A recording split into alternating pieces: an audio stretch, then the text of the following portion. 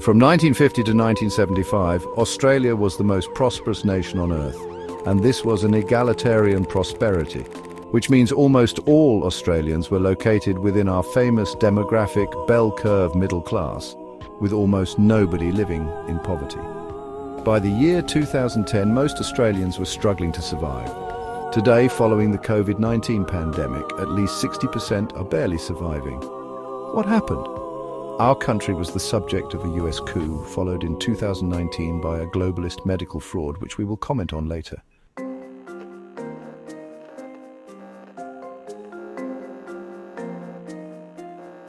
Some Australians know about the US coup, most do not. This has been kept secret through media and government complicity, but you can easily confirm the truth by researching the following event. US CIA agent Christopher Boyce, correctly seeing the 1975 CIA and MI6 engineered sacking of Prime Minister Gough Whitlam as a betrayal of a valued friend and ally, was imprisoned for 22 years for exposing the truth about the coup. The US takeover was later consolidated by US agents Bob Hawke and Paul Keating with their transfer of media control to Rupert Murdoch and Kerry Packer. John Howard later passed even more power to Murdoch to facilitate his own election success, a strategy which a furious Keating acknowledged so indiscreetly on national TV, quote, "Fucking Howard has made a deal with the media." This demonstrated that both the Liberal Party and ALP serve the same global interests represented in Australia chiefly by Murdoch, a fact later confirmed by major Liberal Party funder and later United Australia Party leader Clive Palmer.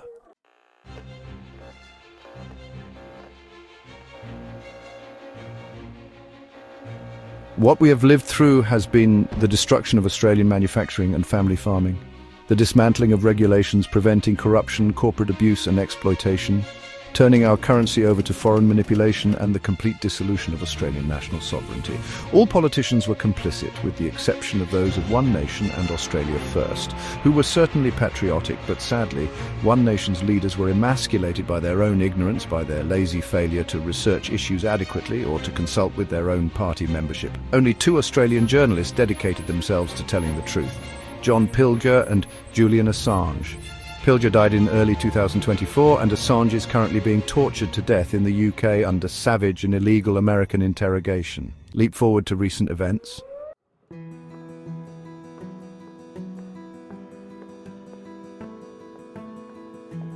A farcical parliament, American ownership and control of the public media, actively opposed by Kevin Rudd's record, 600,000 signature petition takeover of arable and residential land by China, US military annexation of the Northern Territory, rigged elections and lying politicians.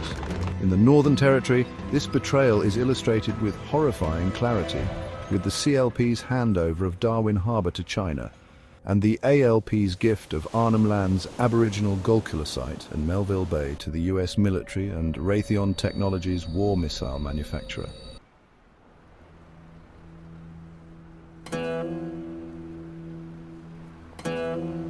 This was the Australian demography of early 2020. Record 50% unemployment caused by free trade. More specifically, 1 in 4 out of work, 1 in 4 struggling with inadequate part-time work.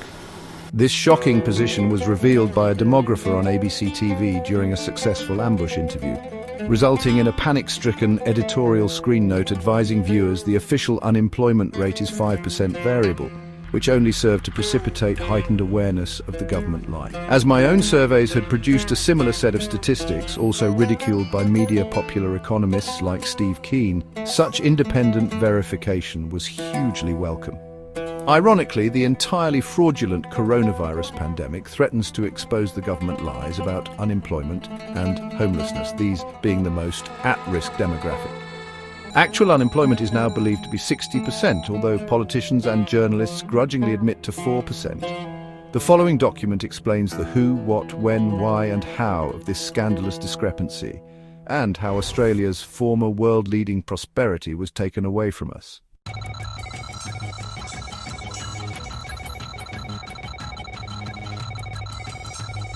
This complete story is told nowhere else in Australia, although parallel coups in other countries are covered by the researchers, authors and journalists who feature on Ontario's globalresearch.com.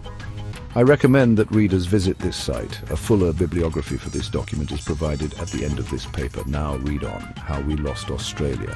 How Australia was globalized and pauperized by the investment banker elite.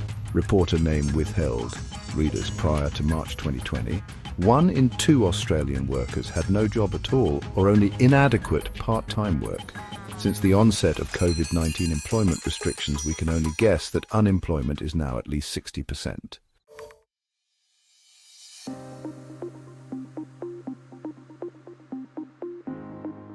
Note to reader. If you want to skip the reasons why this site exists, scroll down 26 paragraphs to chapter 1. However, context is everything, and if you want to understand how to win this war, you need to understand the battlefield. This is an online text documentary describing how free trade eliminated 5 million full-time jobs in Australia, how live export closed down 150 abattoirs at a cost of 240,000 jobs directly, and through the destruction of feeder industries, public and private services and government regulators, how 90% of manufacturers were driven to closure, how most of our family farm domestic food producers left the land, which is now being rendered permanently infertile through crop monoculture, petrochemical-based factory farming, cotton, wheat, rice and canola. How Australia lost national sovereignty in 1975, essentially making it an unwilling territory of the US, one without state rights. This documentary is the equivalent of a 60 A4-page condensation of the original 1,000-page 3-volume trilogy, Rethink, of which only the first volume was ever published, Delusions of Democracy, in 2007. It was then realized that conventional hard copy books will never be bought and read by the impoverished people who most need to know the truth. Publishers refused to print such books. In 1990, Cambridge University Press sent a written invitation for this manuscript to be submitted. When it was eventually presented, Cambridge denied any knowledge of the offer, and although the below-positioned paper covers information critical for any reformer who hopes to return Australia to the status of an independent and prosperous nation, it must be acknowledged that few such activists are about to read 3 entire volumes which would be on the market in competition with books published vigorously with the active support of the resource-rich free trade sector. Ergo, all publishers are now owned by multinational corporates.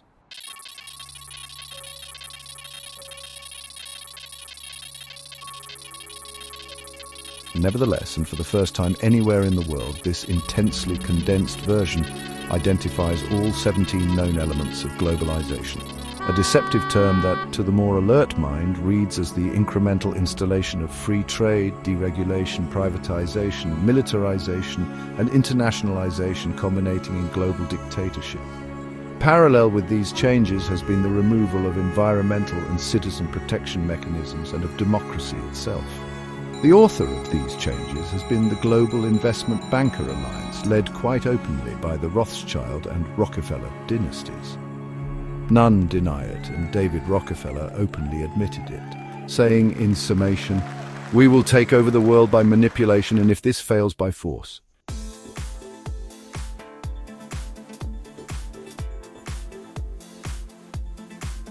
This is the reason for the Occupy movement's 2-year targeting of Wall Street and for its forced demise. This document addresses strategies that were planned, plus intended outcomes and unintended consequences, which on interaction will, it is my contention, cause the emerging New World Order to self-destruct. Curiously, a phrase reminiscent of Marx's capitalism contains the seeds of its own destruction. Nevertheless, do not be fooled. Marx was a globalist in disguise, that notion notwithstanding, for all those people who have lived in fear of the impending destruction of freedom, democracy, justice, and cultures, the document you are reading may be seen as an expression of irrepressible human optimism, reinforced by hitherto unrecognized laws of economics referred to later in this website.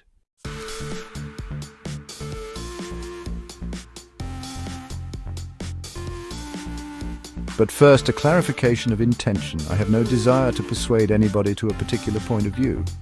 For those who choose to reject the evidence and the logic presented herein, it is only yourselves who will suffer.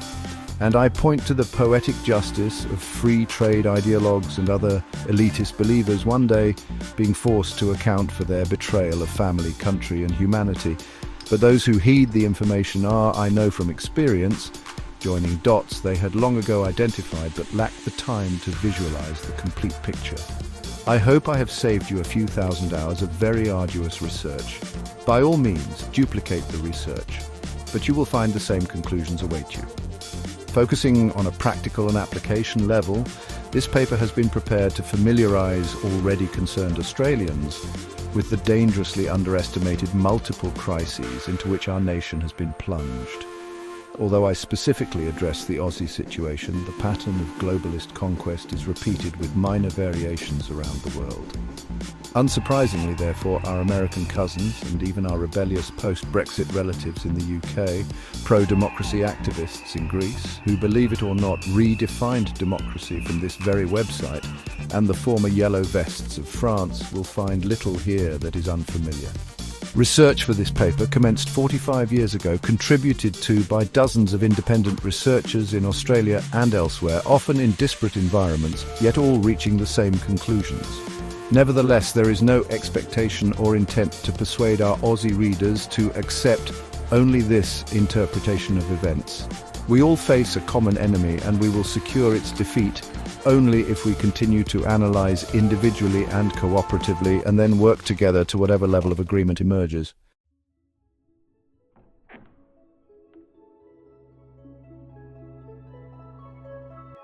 In this paper, the copious footnotes and bibliography traditionally demanded by our scholarly elite are absent for the simple reason that this paper is not the product of conventional scientific or academic research. With their impositions of political correctness, active repression of open community consensus, derision of views not delivered through ivory portals, and their almost unanimous collusion with New World Order installations, scientists and academics have proved to be an element of society that can no longer be trusted. Most of these people are eager converts to elitism and wokeism, which are the philosophical genesis of globalization.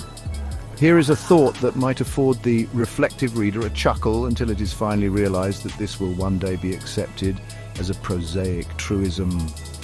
Academia is the new stupid. We have been educated to not question the validity of our education system, which is a most unscientific position to adopt. The truth is, the rigid conventions now applied to contemporary documents are there to inhibit challenge. Peer review, for example, is a barricade with which to exclude the rest of our community, and qualifying footnotes and links very effectively exclude new thoughts, ideas, and propositions. A point of clarification: I do respect genuine science. However, few scientists today deliver science. This calculated betrayal is pathetically evident in so-called climate scientists' failure to identify Kiribati as sinking, rather than being inundated by rising seas as climate change alarmists claim.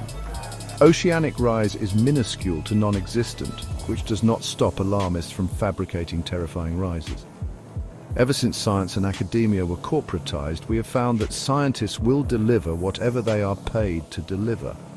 Only those scientists who support the official position are employed, and those not employed are derided as unemployable. Thus, deniers of globalist positions are branded as heretics and fools. Nevertheless, all the information provided in this document is upheld as conscientiously accurate, but is nevertheless wide open to challenge. I welcome challenge. I reiterate, this document is not an attempt to win readers over to one position or another. I do not wish to persuade you in any direction. In fact, I do not care what you think. This document, in fact this entire website, is provided solely to provide information for those who actively seek it. It is designed to save you time, which I calculate will be some 20 years if you were to research all of this full time. If you discover errors, tell me and I will edit accordingly. If your evidence is superior to mine, yours becomes my new position. This is democratic mutual education, and is the only way we can become an informed nation. Likewise, you'll note the absence of SEOs on this website, which makes it difficult to locate. Most people discover this site on the recommendations of friends and allies, and this is how things will stay. Currently, exposé researchers and writers who adopt a Quixote-like high and noble profile are ridiculed, vilified, locked in psychiatric institutions, or executed. I would prefer to defer such a fate. This paper is the cumulative product of on-site observation and investigation within government, industry, commerce, agriculture, community development practice, and in the political arena. The author has pursued careers in all and has produced 17 chapters specific to each issue thus identified. I acknowledge that the mRNA saga and proposed Great Reset constitute elements 18 and 19, and that Rothschild preoccupation with number configurations suggests 20 and 21, but I would prefer to view more evidence before calling these out. In the meantime, let me just say I have identified a NWO Plan B should the latest battles be lost. Obviously, some writers of pre-existing papers and articles have been a confirming and often inspiring influence, and some of these are listed at the end of the paper. But it would be fair to say that some 10,000 interviewees, sounded between 1988 and 2011, also share authorship here. The scamdemic has not changed the history and ultimate strategy patterns of globalization, but how we must now fight it. For this reason, COVID-19 is not incorporated into this narrative and features in the page titled Health Issues. For the moment, we can note that the scamdemic caused the postponement of the original Great Reset, originally set for January 2021, in which currencies are to be dissolved and private ownership discontinued. Finally, the paper itself.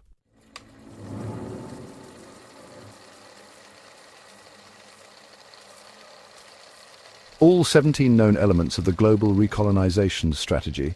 The financial meltdown, was this a case of oops, or just another ring of the corporate till? Until recently, explanation about the cause or causes of what has come to be known quite satisfyingly as the global financial meltdown, or to global apologists as the GFC, has been confined to economists, or to the quasi-economists of journalism.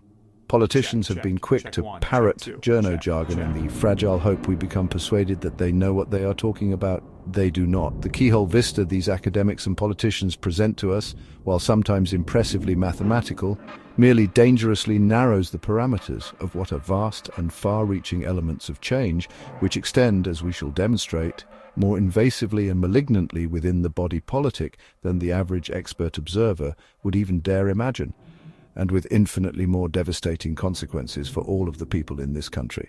What most ordinary citizens have already concluded is that economists appear to have contributed significantly to the financial disaster with their glib and rarefied theories and failure to realize that their favorite equation, debt equals credit equals wealth, is untenable, or that futures, derivatives and credit default swaps are merely sophist juggling, gambling and fraud by other names. Private banks cannot be trusted to manage the wealth of the nation on behalf of the nation. And journalists, for their part, are endemically unable to differentiate fact from fiction and are gullibly serving the entities responsible for manipulating this situation in the first place. The investment banks and Wall St. Noor was the oft-heard wail no one could have seen this coming, related in any way to substance. In fact, thousands of observers, including a former head of the Bank for International Settlements, BIS, have attempted to bring this long-anticipated financial collapse to the notice of government and the public, but have been shut out of dialogue by the media and the publishing houses, especially those publishers associated with universities. But there is little evidence that even these pundits predicted that the systemic implosion of the entirely phony investment industry would precipitate a greater avalanche of global economic, industrial and social chaos. This is because most of these concerned people, nevertheless, were ardent converts to the neo-religions of free market theory and academia-led elitism. As with all belief systems, faith replaces intellect, logic and evidence. Moreover, as with all religions, disbelievers and heretics must be reviled and rejected if truth is to finally emerge for public consideration. Thus, anyone who both understands and cares that free market policy means untrammeled license to terminally exploit workers and consumers automatically becomes a pariah before government and elsewhere where voices can be heard. Neither can a heretic be considered as a candidate for pre-selection by a mainstream political party. New parties have an uphill battle for survival, yet even corrupt electoral laws have been unable to prevent an explosion of these alternative means of electoral expression. Currently, the 6 newest parties have more than double the membership of the 3 major parties. However, With Murdoch's iron grip on the mainstream media, it seems unlikely that this will translate into a new coalition of freedom. The recent and ongoing global financial collapse is essentially a breakdown of measuring devices and exchange, and has only limited impact on real economic, if one accepts the definition of economics as the measure of coordinated human survival effort. And of course, we immediately part company with economists here. Few economists are concerned about people, unless these are converted to more malleable and manageable symbols, numbers and jargon. The real and salient issue in Australia is the governmental abandonment of manufacturers and domestic food producers, and hence jobs and workers and families, a disaster inflicted primarily by removing tariffs. Other internationalized trade practices have exacerbated this. For example, Live Export closed down 150 abattoirs with the loss of 240,000 jobs, directly and also from feeder industries related to freezing works equipment and infrastructure maintenance transport, and to service industries, which included schools, hospitals, garment industries, grocers, etc. Prosperity has been exchanged for poverty, and Australia's famous all-encompassing bell curve middle class, which was the real measure of prosperity, was eliminated in only 3 decades. Regardless of the antics and theatrics of politicians on the Australian stage, all economic policy here in Australia has been shaped in New York. We need always to be aware of the wall St. puppeteers. As an increasing percentage of Americans are now realizing, as was evidenced by the Occupy movement, economic rescue must be led by tariff restoration, which is heresy to the high priests of free marketing. Donald Trump cynically exploited this realization, then backed off protectionism once elected. Threatened by the media barons, he was forced to resume tariff reconstruction. Wall Street and the media immediately accused Trump of starting a trade war, but in point of fact, free trade is an act of trade war. Biden merely continues this. What we all need urgently to grasp is that the credit and investment collapse is a shallow diversion from our more fundamental problems. But before we pursue the tariffs issue, we need to clarify the behavior of banks and investment practices. Many independent writers have been quick to grasp the obvious, that what was put down to arrant stupidity and greed was calculatedly and profitably manipulated. The US government's bailout to banks and the behavior of AIG and Goldman Sachs executives with $152 billion of taxpayers' money and concomitant management of the US Federal Reserve and Treasury is evidence enough of that. The more critical question is, was the collaboration more extensive? This line of thought zeroes in on the apparently seamless relationship between Wall Street, the big investment banks, the US Federal Reserve and the White House.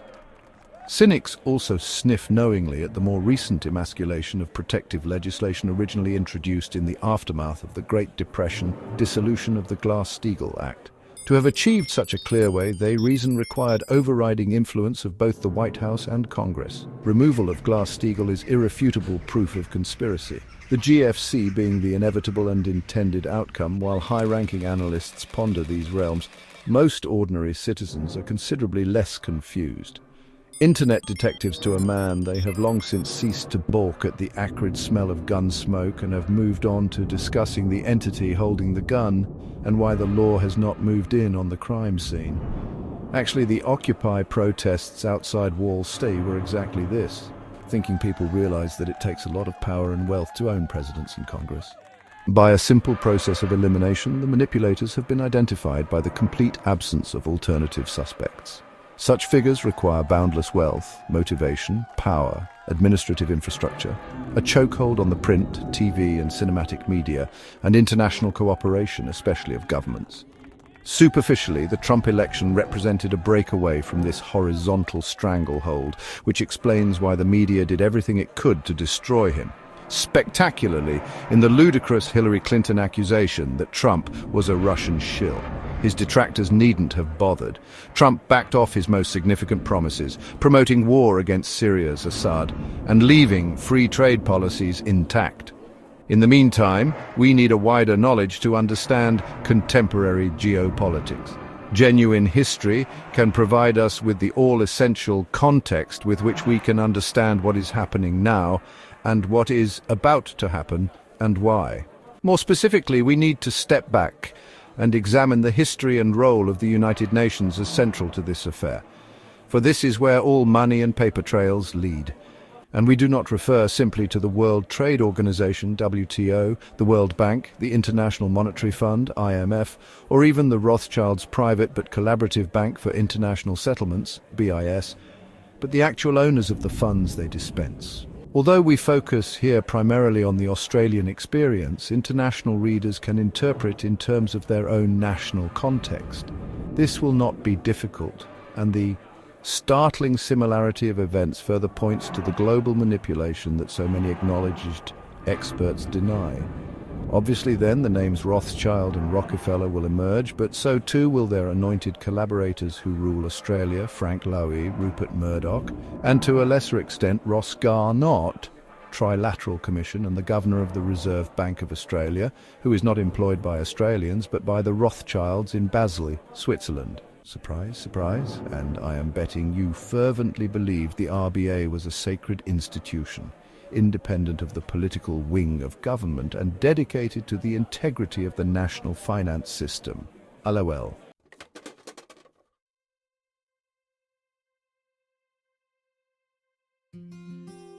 The redefining of democracy.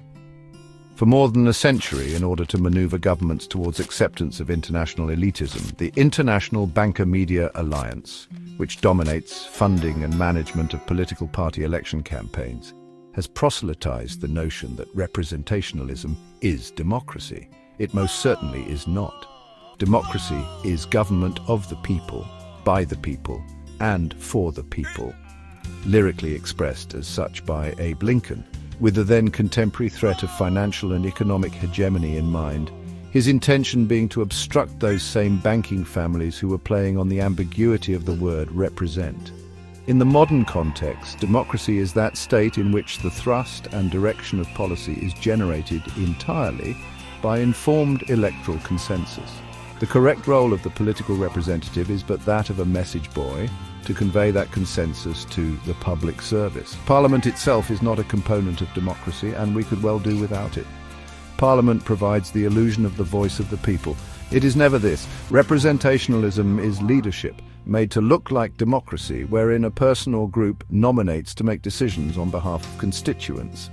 This is the very opposite of democracy, and it matters not if the leader is elected or self-appointed.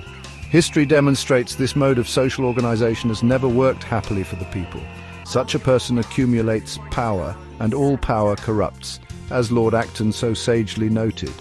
Moreover, this wisest of men added, there are no great leaders, only bad men, but they write the official histories. In terms of contemporary politics, the bottom line is, representationalism is the act of electing a pre-selected stooge who serves an oligarchy, which in turn serves the corporate banker elite who does our thinking for us. Expecting someone to do our thinking for us and expecting an outcome favorable to our interests is the most outrageous act of gullibility and liability it is possible to conceive. Do any genuine democracies survive today? No.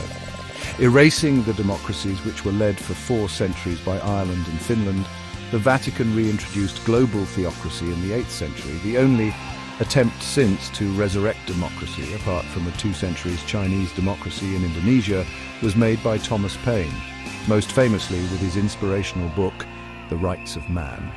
Attempts to revive partial democracies survived from the 1790s, and readers aged over 65 will recall politicians being required to trudge from doorstep to doorstep in their electorates to gauge the people's will, at least up until 1973. Thereon, the media and pollsters hijacked this function. Today, rare expressions of democratic consensus occur, such as the Crimean realignment with Russia, so obscenely described by the Western media political establishment as illegal. No referendum can be illegal, and quite apart from this, Crimea was part of Russia until given to Ukraine away by an impulsive Ukrainian Nikita Khrushchev. In Australia, there has been only one attempt to form a democracy, and this culminated in the massacre at the Eureka Stockade on December 3rd, 1854. Revisionist historians, all corporatized academics are paid liars, present the Eureka Stockade as a pre-Union squabble over the extortionate price of mining licenses. But this is like saying the Indian Mutiny was all about cartridge grease. Ironically, both events had much in common. Both were a fight against repressive and exploitative British colonialism, but the men of Eureka also represented a multinational force of pro-democracy activists.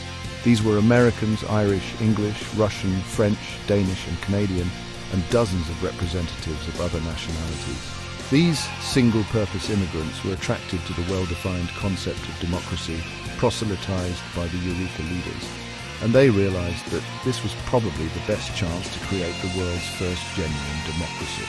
As a matter of record, this was also taken very seriously by the global investment bankers, who actually believed that a worldwide revolution for democracies would be precipitated by Australian success. The British colonial authorities were exhorted to repress the movement at any cost, which they did, because most Aborigines and also many mainstream Australians consider Australia Day to be an insensitive celebration of colonial invasion and ongoing genocide. We intend to call for Australia Day to be transferred to December the 3rd, Eureka Day. We are also acutely aware that pre-contact Aborigines were actually practitioners of pure democracy, and this is regarded as poetic irony in our campaign to build the world's first modern democracy.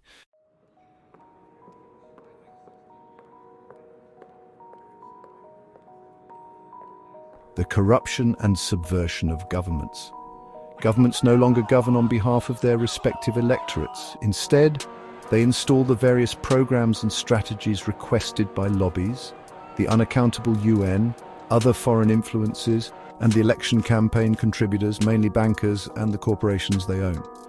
Australian governments, led variously and seamlessly by Prime Ministers, Gough Whitlam, Bob Hawke, Paul Keating, John Howard, Kevin Rudd, Julia Gillard, Tony Abbott, Malcolm Turnbull and now ScoMo, have excelled at this betrayal more than their counterparts in any other country, with no other nation rendered so dangerously exposed and vulnerable through tariff removals.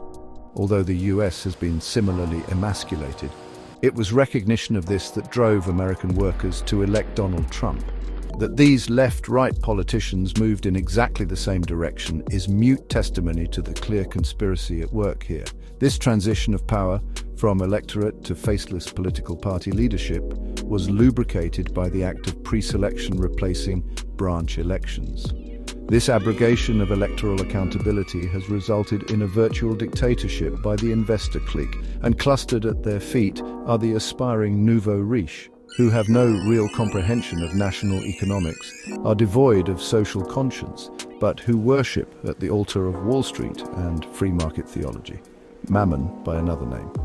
Formerly, pre-1973, corporations were companies led by managing directors who invariably worked their way up in the company and who felt the need for loyalty and accountability to employees, consumers, shareholders, and to the wider community.